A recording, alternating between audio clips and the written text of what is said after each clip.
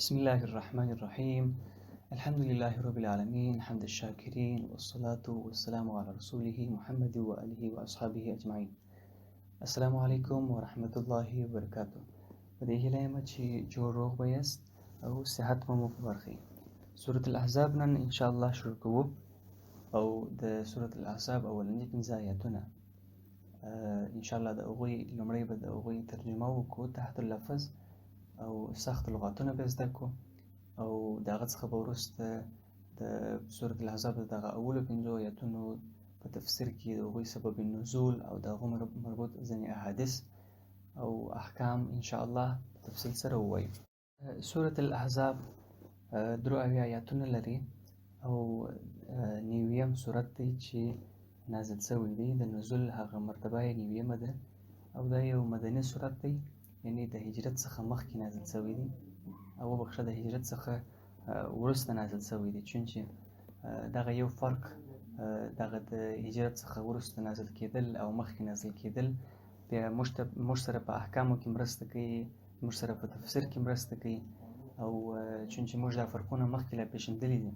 چې د هجرت څخه د مخکې سورتونو کې کم ډول هغه بیانونه وه او د هغه څخه وروسته کم ډول بیانونه دي. نو سورة الاحزاب د هغه سورتونو څخه دی کوم چې د هجرت څخه وروسته نازل شوی دی. احزاب لغتا و ډلو ته ویل کېږي. د حزب جمع ده، حزب په عربي کې و یو ډلې او یو ګروه چې په فارسي کې ورته وایي یا یو ګروپ د دغه په معنا دی. د دې هغه سبب تسمیه یا وجه تسمیه یعنی ولې دې ته احزاب ویل کېږي هغه په دې سبب سره دی چې په دې کې هغه مهمه جګړه، چونچې جګړه نه وه خو هغه مهم پیښه کوم چې د خندق غزا هم ورته ویل کېږي او د احزاب غزا هم ورته ویل کېږي. دا هغه غزا ده چې مشرکینو په ډلو باندې د هره جهته څخه پر مسلمانانو باندې حمله وکړل چې د مکې کفارو د مکې مشرکین همداسې د مدینې منورې سره د غطفان قبیله، همداسې د رسول الله صلی الله علیه وسلم د مدینې منورې سره د بني قریظه قبیله او داسې نور قبایل چې دغه دوه غټ قبایل وه، هغوی په یو ډول سره دغه د احزابو د ډلو په شکل سره پر د الله پر رسول او د هغوی پر اصحابانو پر مدینه منوره باندې حمله وکړل. مګر بیا د الله نصرت ورکول شو او بیا له دې چې کومه جګړه وسي خو مسلمانانو هغه بری و کامیابي ترلاسه کړله. په سورة الاحزاب کې مختلف او رنګارنګ ډیر مهم موضوعات په سورة الاحزاب کې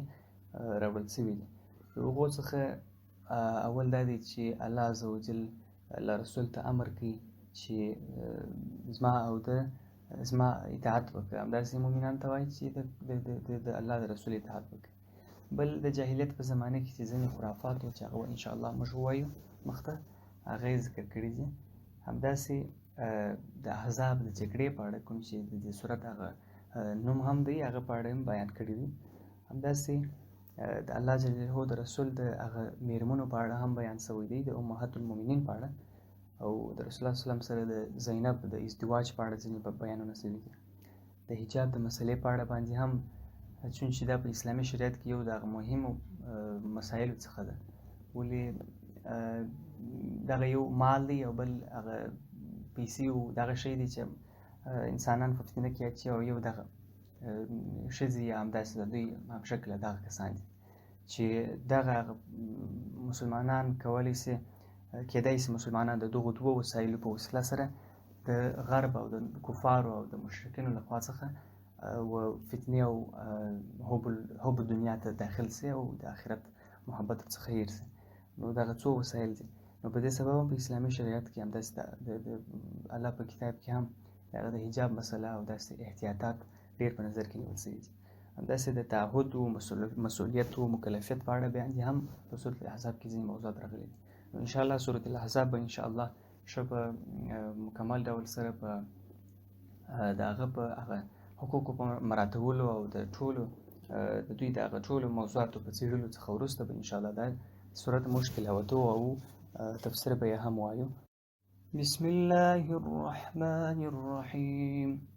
يا أيها النبي اتق الله ولا تطع الكافرين والمنافقين إن الله كان عليما حكيما واتبع ما يوحى إليك من ربك إن الله كان بما تعملون خبيرا وتوكل على الله وكفى بالله وكيلا ما جعل الله لرجل من قلبين في جوفه وما جعل أزواجكم اللاتي تظاهرون منهن أمهاتكم وما جعل أدعياءكم أبناءكم ذلكم قولكم بأفواهكم والله يقول الحق وهو يهدي السبيل ادعوهم لآبائهم هو أقسط عند الله فإن لم تعلموا آباءهم فإخوانكم في الدين ومواليكم وليس عليكم جناح فيما أخطأتم به ولكن ما تعمدت قلوبكم وكان الله غفورا رحيما. الله پاک په دې آیتونو کې فرمایي یا ایها النبی ای د الله نبی ای د الله رسوله اتق الله تقوا وکړه وبېرېږه د الله څخه ولا تطع الکافرین او د کافرانو اطاعت مه کوه والمنافقین او همداسې د منافقانو اطاعت مه کوه ان الله كان علیما حکیما په تحقیق سره الله پاک علیم او حکیم ذات دی واتبع او تابعت وکړه د هغه د امر صيغه ده ما د هغه څه یوحا چې تا ته وحی کېږي الیک و تاسې له من ربک د خپل رب څخه ان الله په تحقیق سره الله پاک چې دی کان بما تعملون خبیرا الله پاک په هغه څه سره چې تاسې کوئ خبردار ذات دی وتوکل علی الله وکفى بالله وکیلا وتوکل او توکل وکړه علی الله پر الله تعالی باندې وکفى او کافی دی بالله په الله سره وکیلا دغه وکالت او الله پاک یو کافی د وکالت ذات دی ما جعل ندی ګرځولی الله تعالی لرجل و یو کس ته یو شخص ته من قلبین دوه زړونه فی جوفه په یو جوف کې یا په یوه سینه کې وما جعل او ندی ګرځولی ازواجکم اللاتی وما جعل ندی ګرځولی ازواجکم ستاسې خپلې مېرمنې اللاتی تظاهرون هغه مېرمنې چې تاسې تظاهرون ښکاره کوئ منهن د دوی څخه یا د دوی په اړه باندې امهاتکم ستاسې د مندو یعنې ستاسې د مندو الفاظ و خپلو مېرمنو ته وایاست چې هغه وروسته په تفصیل د موضوع روانه ده وما جعل ادعیاءکم او نه دي ګرځولي ادعیاءکم ستاسې دعوې یا ستاسې غوښتنې یا ستاسې خپلې خبرې یا ستاسې بلنې ابناءکم ستاسې زامن کوم څوک چې خپل زوی خپل بل چاته هر چاته چې څوک خپل زوی وایي نسي زوی کېدلی او نه یو څوک خپل پلار ټاکلی سي یعنې دا شی نسته ذلکم قولکم په تحقیق سره قولکم دا ستاسې قول دی بافواهکم په خپلو خولو په خپلو ژبو سره والله یقول الحق وهو یهدي السبیل او الله عز وجل چې دی هغه حق وایي وهو یهدي السبیل او هغه د لارې لارښوونکی دی او هدایت کوي وهو او دی یهدي هدایت کوي السبیل ولارې ته ادعوهم تاسې دوی وبلئ یا تاسې دوی ته په نامه ووایاست لآبائهم د دوی د پلرونو یعنې دوی د خپلو پلرونو کوي کوم چې اصلي پلرونه دي هو اقسطو دا هغه تر ټولو هغه عدل ترینه خبره ده اقسط معنا هغه عدل خبره ده ټولو د عدالت خبره دا ده چې تاسې دوی خپلو پلرونو ته نسبت وکړئ عند الله د الله په نزد فإن لم تعلموا که چیرې په دې نسوس پوه یعنې په دې پوه نسوس چې دا یې پلار دی که نه دی آباءهم د دوی په هغه پلرونه فإخوانکم نو د دوی ورونه یو بلئ فی الدین په دین کې وموالیکم او یا خپل ملګري یا خپل شناخته وليس او نسته علیکم پر تاسو باندې جناح کوم حرج ګناه فيما په هغه څه کې اخطأتم ستاسو خطا کړي به په هغه سره ولکن په هغه څه سره ما تعمدت قلوبکم به په هغه سره ولکن په هغه څه سره ما تعمدت کوم چې تاسو عمدن یا په اصلاحي په ارادي ډول سره دا کار کړی قلوبکم تاسو زړونو په ارادي ډول سره او په قصد ډول سره دا کار کړی وکان الله غفور رحیم پر تحقیق سره الله پاک غفور بخښونکی او رحیم ذات دی په دې پنځو آیاتونو کې داسې سخت لغات ماته نه معلومیږي بیا دغه یو څو لغاتونه شته چې زه بیا هم تکرار کړم اقصدو چې دی اقصد د هغه د اسم تفضیل صيغه ده د عدل د هغه چې ډېر د عدل خبرې هغه ته موږ اقصد وایو یعنی اقصد معنا د ټولو د عدل او همداسې جناح خو نو کومې ګناه ته ویل کېږي تعمدت څخه اخیستل شوی دی هغه قصدا چې یو څوک څه کوي همداسې افواهکم ستاسې خپلې خولې یا خپلې خبرې ژبې جوف هغه سینې ته ویل کېږي یا هغه څه ته کوم چې زړه پکې ایښودل کېږي نو دغه څو لغتونه دي چې ماته یو څه سخت معلوم شول الله پاک په اول آیات کې فرمایي یا ایها النبي اتق الله ولا تطع الكافرين والمنافقين ان الله كان عليما حكيما نو الله پاک فرمایي چې یا ایها النبي اتق الله د الله نبی د الله څخه وبېرېږه یعنی په اطاعت سره یې وبېرېږه داسې چې وبېرېږه نو بیا اطاعت وکړه چې دا خطاب موږ ته هم دی څنګه اطاعت چې فرایض یې باید ادا سي همداسې د الله هغه حقوق الله باید مکمل ادا سي همداسې انتها عن محارمه کم حرام چې موږ ته ټاکلي د هغو څخه ځان ساتل ګورې دا یو شی چې څوک موږ مسلمانان په یاد ولو دا به زموږ څخه هغه د اعمالو هغه ګراف نه ورک کېږي مفهوم یې دا دی چې موږ ته به دا واضح چې کوم څه باید وکړو او کوم څه باید ونه کړو کوم څه د اصولو او اساساتو څخه دي کوم څه سره لیکه ده چې د هغه څخه موږ نشو تېرېدی او کوم څه کېدی شي موږ ورڅخه تېر شو څه وخت دا سره لیکه ایسته کېدی شي څه وخت نشي ایسته کېدی او همداسې ګورئ د پنځه ډوله احکام په اسلامي شریعت کې موږ لرو چې هغو څخه هم دغه دوې کټګوري دي یو هغه دي چې موږ باید دا کارونه خامخا وکړو په نه کولو باندې موږ ته الله عز وجل جزا راکوي یو هغه کارونه چې هغه باید موږ اجتناب ورڅخه وکړو او ورڅخه لیرې شو چې په کولو سره یې موږ ته الله عز وجل عذاب راکوي نو دغه داسې ډول سره ترتیب شوي دي چې یو فرض دی چې هغه په اسلامي شریعت کې هغه په اصطلاح سره لیکه ده چې موږ نسو کولی چې ورڅخه تېر شو چې هغه واضح دي په قرآن کې هم راغلي دي همداسې اجمالي ډول سره که په تفصیلي نه مسلمانانو ته دغه علم رسېدلی دي چې څه فرض دی او څه نه دي او دغه په مقابل کې بیا حرام دي دا بیا هغه موضوعات چې هغه باید موږ ځانونه ورڅخه وساتو او اجتناب ورڅخه وکړو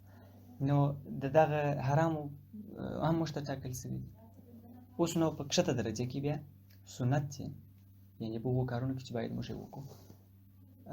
په مقابل کې مکروه دی اوس که چیرې بیا زه سنت پرېږدم یا یو څوک پرېږدي د یو وجوه د یو سبب له سببه یا بېله وجوه چیرې پرله پسې والي پرونه کې مشکل نه لري او یوازې هغه ملامتي شته همداسې د مکروه په اړه هم اول په پای کې دغه د مستحبات هم همداسې په سنتو کې دا کټګوري کې راتلی شي واجبات په فرضو کې راتلی شي او په مابینځ کې بیا دغه د مباح دي چې هغه په کولو نه کولو باندې موږ خپله توانایي لرو او موږ کولی شو خپله هر څه وکړو نو که چیرې بیا دغه احکام یو څوک په یاد ولري بیا به داسې نه کوي چې هغه څوک چې فرض کوي حرام پرېږدي او سنت یې پرېښي بیا پر هغه باندې زموږ تر هغه کس ډېر انتقادونه و ډېر په اصطلاح وایي بدوالی یې وایي تر دې چې هغه کس چې هغوی حرام کوي سنتونو ته کش شوي یوازې سنتونه یعنې دغه موږ دپاره په اسلام کې دغه د کامیابۍ دغه شی دی چې هغه موږ دا معلومه کړو چې څه شي حرام دي او څه شي فرض دي څه شي باید وکړو او څه شي باید اجتناب ورڅخه وکړو او دغه غټې خبرې چې موږ یوازې د حرام او فرض عملي کړو زموږ دپاره تر ټولو لوړه خبره ده او الله دې پر سنتو په تطبیق باندې هم توفیق راکړي نو راځه موضوع ته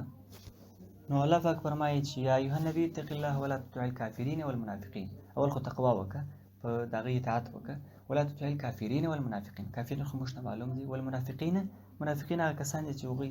خپل ایمان ښکاره کوي مګر هغه په باطن کې ایمان ونه لري. یعنې دوی سره په اوامرو په ټولو کارونو کې مشوره مه کوه. او واتبع ان الله كان عليما حكيما، الله پاک د هر څه باندې علیم او حکیم دی. واتبع ما یوحى، هغه څه اطاعت وکړئ، اتباع وکړه کوم څه چې تا ته یې وحی کېږي من ربک ان الله كان بما تعملون خبيرا، الله پاک هغه څه چې تاسې کوئ خبردار ذات دی. کفا بالله وکیلا، وتوکل علی الله وکفا بالله وکیلا، په الله باندې توکل وکړه او الله پاک تر ټولو هغه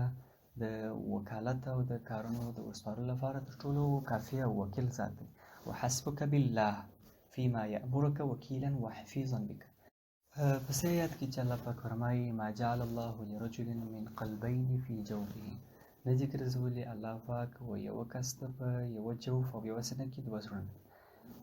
د ابن عباس د روایت له مخې هغه د دې آیات په هغه سبب نزول یا تفسیر کې داسې فرمایي چې وایي یو د قریشو څخه یو کس د دې ادعا کوله چې دی د دوو زړونو خاوند دی یا دوه زړونه لري، او بیا الله عز وجل دغه آیات نازل کړي. همداسې مجاهد او قتاده هم د دوی پر کم نظر لري. همداسې ابن عباس داسې هم فرمایي چې منافقینو به په هغه وخت کې ویل چې رسول الله صلی الله علیه وسلم دوه زړونه لري. نو الله پاک ویل چې ما جعل الله لرجل من قلبین فی جوفه، نه دي ګرځولي الله پاک یوه سړي لره په یوه جوف کې دوه زړونه. همداسې مجاهد رحمه الله دا هم روایت کړی دی چې یو کس د بني فهر په نامه هغه داسې ویلی ول چې فی جوفي قلبان اعقل بكل واحد منهما افضل من عقل محمد. نو هغه به داسې ادعا کوله چې زما په جوف کې دوه زړونه دي. نو الله عز وجل په دغه آیات په نازلولو سره د هغې ادعا ور مسترده کړله. همداسې په پسې آیات کې فرمایي وما جعل ازواجکم اللاتي تظاهرون منهن امهاتکم، دا هغه د ظهار مسله په فقه کې بیا تاسې هم په فقه کې یو وارې سم وګورئ، چونچې په تفسیر کې عموما احکام نه ویل کېږي. موږ ځینې احکام بیا دلته داسې په اجمالي ډول سره بیانوو، داسې په تفصیلي ډول سره تفسیر د قرآن تفسیر د احکام بیانولو لپاره نه څه کېدی او نه دی. نو دلته الله پاک هم دغه د ظهار مسله په داسې ډول سره بیانوي چې پخوا زمانه کې به داسې موضوع چې دوی به ځینې منکر خبرې کولې چې هغه الله پاک بیا پر حرامې کړلې او دا یې د منکراتو څخه وبلل، چې ویل به یې چې ته داسې یې خپلې مېرمنې ته به یې داسې ویل چې ته داسې یې لکه زما د مور د شا، یا انت علیه که ظهر امي، ته پر ما باندې داسې یې لکه زما د مور شا. خو دغسې منکر خبرې په هغه زمانه کې وې چې الله پاک د هغوی په هغه منکروالي او تحریم باندې دلته بیان کړي دي، چې الله پاک فرمایي چې وایي وما جعل نه ګرځولي ازواجکم ستاسې خپلې مېرمنې اللاتي هغه تظاهرون کوم چې تاسې یې ظهار او ښکاروالي کوئ، یعنې تاسې خپله د ځانه بایاس منهن دوی امهاتکم چې ستاسې مېرمنې دي. او د الله پاک دغه قول او دغه خبره منکر وګرځوله او داسې وفرمایل چې دغه حکم دلته نسي څرګندېدی. یعنې که یو څوک داسې بیان وکړي چې انت علی که ظهر امي خپلې مېرمنې ته ووایي نو مور یې نسي کېدی، دلته دا نسبت د مور نسي کېدی چې یو څوک یو چا ته ووایي چې ته زما مور یې، یا مثلا خپلې مېرمنې ته ووایي انت علی که ظهر امي، نو مور هغه کومه اصلي مور چې ده د هغې څخه ما سوه بله مور نسي کېدی. وما جعل ازواجکم اللاتي تظاهرون منهن امهاتکم، هغه کوم مېرمنې چې الله پاک تاسې ته ګرځولي دي او تاسې هغوی ستاسې مېرمنې دي، په دغه قول سره انت علی که ظهر امي ستاسې مور نسي کېدی، او دغه قول تحریم او حرمت لري او دا قول حرام دی. یعنی مسلمانانو ته جایز نه ده چې دغه ډول قول خپلو مېرمنو ته وکړي. فرمایي الله پاک پسې آیات کې وما جعل ادعیاءکم ابناءکم، نه دي ګرځولي الله پاک ادعیاءکم هغه ستاسې خپلې دعوې ستاسې خپل بیانونه، یعنې خپله چې تاسې کوم څه ویلي دي د نورو خلکو په اړه باندې ابناءکم ستاسې خپل زامن. یعنې که یو څوک راولاړ سي او یو بل کس په خپل زویوالي ونیسي، یعنې په هغه تبني په دې باندې ونیسي چې دی بالا زما زوی دی، اصل کې په اسلامي شریعت کې دغه ځای نه لري. او الله پاک صریحا فرمایي ما جعل ادعیاءکم ابناءکم، نه دي ګرځولي ستاسې خپلې دعوې ستاسې خپل اولادونه دي. کوم اصلي پلار څخه ته دی نسې جلا کولی په دغه د حکم په لحاظ باندې چې ته ووایې چې دی زما زوی دی په زویوالي نیسم ذلکم قولکم بافواهکم په رښتیا سره دا چې دا ستاسو خپل قولونه دي په خپلو خولو څخه دا وایاست اصل کې خو دا شی نشته هغه به داسې و چې رسول الله صلی الله علیه وسلم دغه آیات د زید بن حارثه رضی الله تعالی عنه په اړه باندې نازل شوی دی چې رسول الله صلی الله علیه وسلم دی په زویتوب نیولی نو خلکو به هم دی زید بن محمد بلی همداسې مجاهد و قتاده و ابوبکر هم همدا قول بیانوي چې وایي وما جعل ادعیاءکم ابناءکم دغه آیات چې دي دا د زید بن حارثه په اړه نازل شوی دی نو دا په حکم چې همدلته نازل شوی دی هغه دغه آیات ته اثبات کوي چې هیڅوک نشي کولی د حکم په لحاظ باندې یو څوک خپل په زویتوب ونیسي او نه یو زوی کولی شي خپل یو څوک خپل پلارتوب ونیسي ولې ذلکم قولکم بافواهکم دا د دې خپلې خبرې دي اصل کې دا شی اصلیت کې نه لري او نه یو څوک کولی شي چې په اسلامي شریعت کې دا شی هم نه دی چې یو نجلۍ راولاړ شي وایي دی زما ورور دی دا شی په اسلامي شریعت کې سره ځای نه لري او نه هیڅ کله دا اعتبار لري چې څوک راولاړ شي وایي دا زما ورور دی یا وایي دا زما خور دی چې هغه اصلیت کې خور نه وي نو هیڅ کله نشي کولی نکاح یې پر حرامه شي او هیڅ کله کوم احکام چې د اجنبي لپاره شته همدغه احکام د دوی څخه نه ساقطېږي او خو بېله موضوع ده خو دلته په آیات کې وما جعل ادعیاءکم ابناءکم نه ذکر څولي ادعیاءکم ستاسو خپلې دعوې ستاسو خپلې بلنې ابناءکم ستاسو خپل زامن ذلکم قولکم بافواهکم دا ستاسو خپلو قولونه دي اسلامي شریعت کې کوم ځای نه لري بیا نو الله پاک فرمایي ادعوهم دا کوم کسان چې اولادونه یې دي دوی وبلئ لآبائهم وخپلو پلرونو ته یعنې خپل پلرونو ته یې نسبت وکړي هو اقصد دا تر ټولو عادلانه خبره دا ده چې بې له دې چې خپل ځان ته نسبت وکړي یا یو زوی خپل بل چا ته د پلار نسبت وکړي یا یو لور بل چا ته د پلار نسبت وکړي تر ټولو عادلانه خبره د الله په نیز باندې عند الله د الله په نیز باندې اقصد خبره دا ده چې خپلو پلرونو ته یې نسبت وکړي فإن لم تعلموا که چیرې بیا تاسې نه پوهېدلاست فإن لم تعلموا که چیرې بیا نه پوهېدلی یو څوک ابا هم د دې په خپلو پلرونو باندې په دې نامعلومه وه چې د دې پلرونه څوک دي یا د ځینې مشکلات له کبله څخه ورک وه یا نور موضوعات وه فإخوانکم نو کولی شئ تاسې ورونه ورته ووایاست فی الدین په دین کې وموالیکم او همداسې تاسې کولی شئ چې ملګري وو داسې د دین ملګري وبلئ یا موالي یې وبلئ نو نسي کولی چې تاسې خپل پلرونه یا خپل زامن راولاړ شئ پلرونه یې وبلئ او یا پلرونه راولاړ شئ خپل زامن یې وبلئ بلکې خپل ورونه یې بللی شئ په دین کې